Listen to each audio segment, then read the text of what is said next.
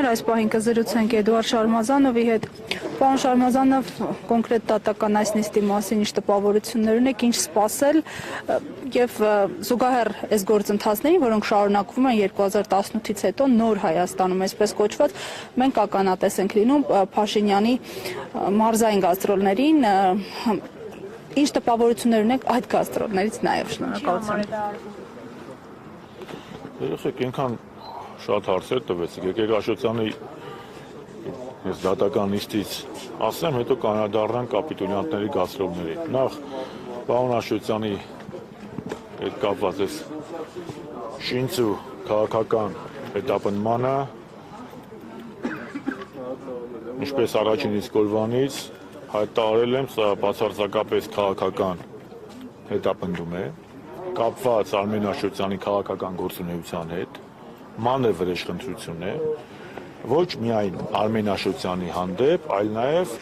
սա նպատակ ունի Արմեն Աշոտյանին կալանավորելով, շինծու գործեր կարելով, վաղ սերմանել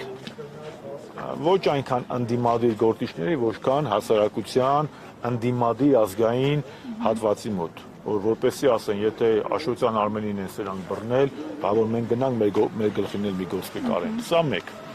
Ինչ տպավորություն ստացա, տպավորությունը հետևյալն է, որ ստեղ գործ չկա, եւ եթե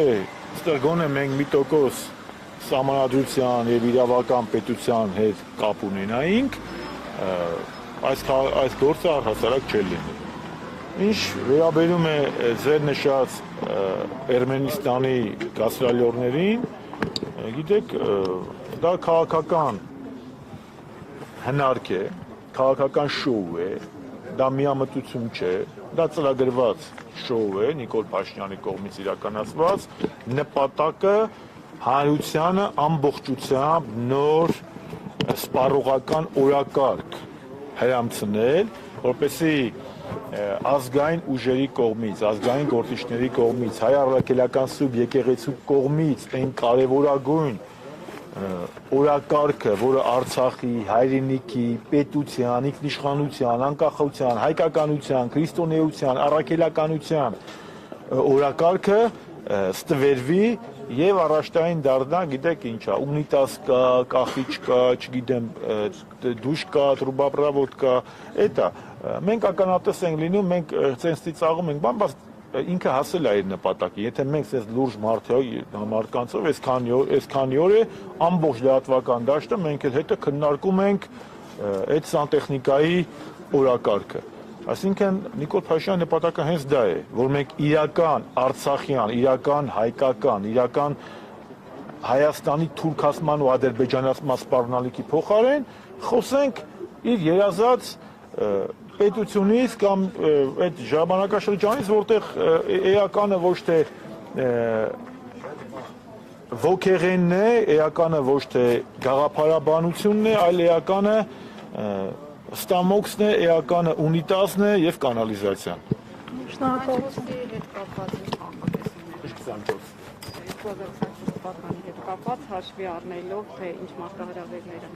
սպասում քաղաքական Ավելի ճիշտ վատ չէ, իրատեսական 24 ամբողջ աշխարհում եւ ամբողջ տարածաշրջանում շատ բարդ տարի է լինելու, վտանգներով լի, չեմ ուզում ժողովրդի աչքը վախեցնեմ, բայց մի բան ասեմ, որ եթե մենք 24-ին չունենանք ավելի շատ կորուստներ,